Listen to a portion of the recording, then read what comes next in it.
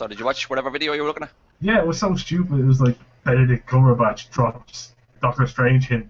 Someone asked him, is Doctor Strange going to be British or American? And he didn't even answer. He just looked at the camera and said, you'll have to wait and see. I mean, there's clickbaiting, and there's fucking clickbaiting. That's all. But they're trying to say, like, look at his eyes. What? Fucking gimps. I have to Gimps imagine actually British. Yeah, I don't see him being able to pull off American. Like, you don't pay fucking Benedict Cumberbatch to turn up and do a Christopher Walken impression.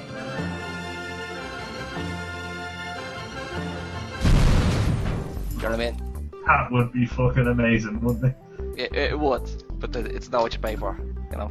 My favourite nickname for him is Bandersnatch Cumberbund. That's better than his real name. It is. I don't know why I find it so funny. It just makes me chuckle every time I hear Bandersnatch Cumberbund. Actually, interestingly, have you ever seen the interview with Richard Ayoade and Jesse Eisenberg? It was before Batman vs Superman got pushed back, and they were asking who would they think would win in a fight, Batman or Superman? Mm-hmm. And Jesse Eisenberg, and it's before he even got announced as Lex-Luthor, but he looks very uncomfortable. When the word Batman vs Superman comes up, he's like, yeah, kind of goes quiet, and he just keeps doing this and just kind of going like that.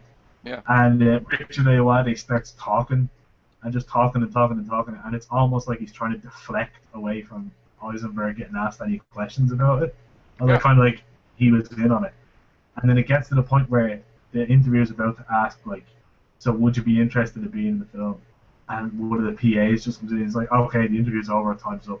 Because I remember watching it when it first came out, didn't think anything of it. And then afterwards, when he was announced, I think it was Empire put the video up again, they're like, look at this, he clearly knew he was going to be in it, and he was just like... And how far back was this? This was before he was even announced. I think this was even before, like... A long time before? This was like 2013. Wow. So, what's your opinion on Richard Ayoade? We don't have one. Really? I don't know who he is. Oh, okay. Who was he? The chap who was in IT Crown. Oh, the Afro guy. I like him. I think we talked about him before. I don't think it ever made it into a video, but we talked about him briefly. He was in that film with Vince Vaughn, The Watch. Yeah. Pretty much playing the same character.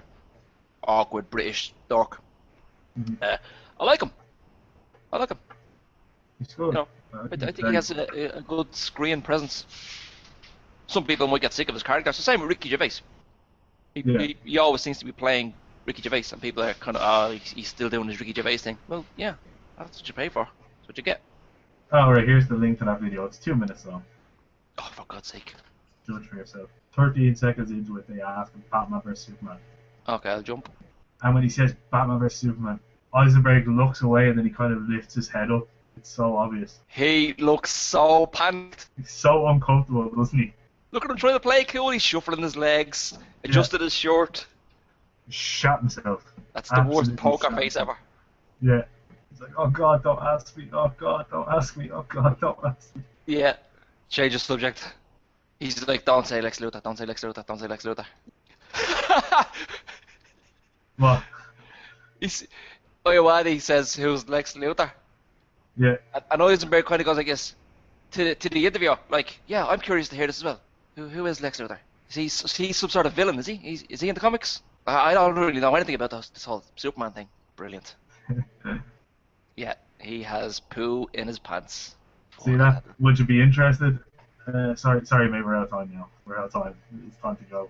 Eisenberg's going, oh, thank fuck. Oh, thank God.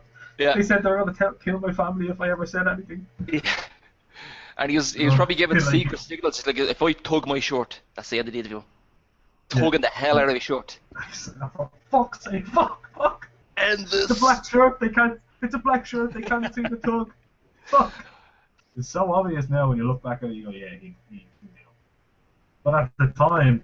No, you kind of wouldn't have copped it, yeah. Yeah, you'd kind of think there's just something going on. He's just thought of a funny joke from earlier and he's trying not to laugh or something, but you never say, holy shit, look at him squirm, he's obviously got a part in this movie.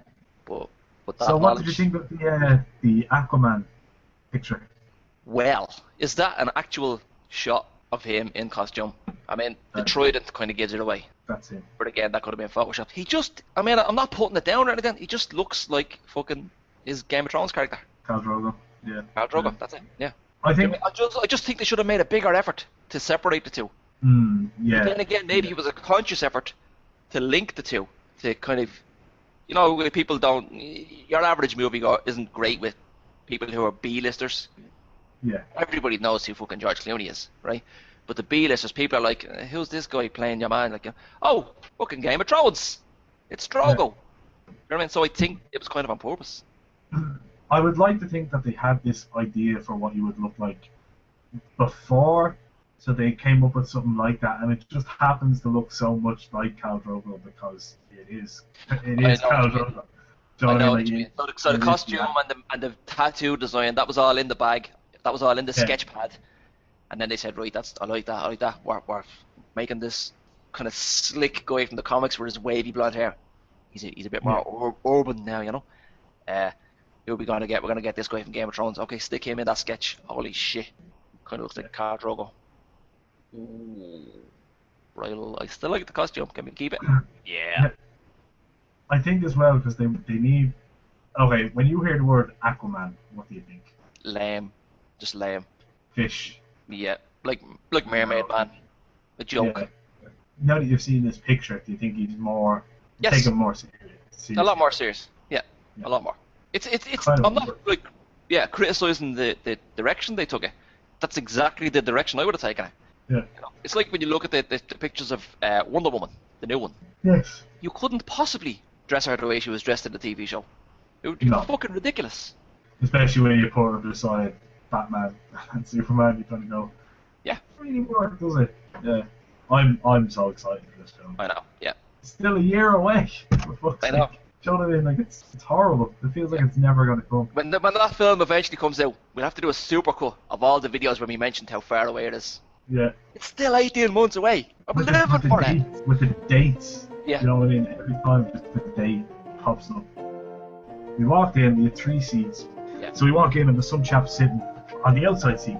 Yeah, that chap sitting in a seat. I paid for those seats. Yes. I'll sit where I fucking paid for. Some chap in there running up.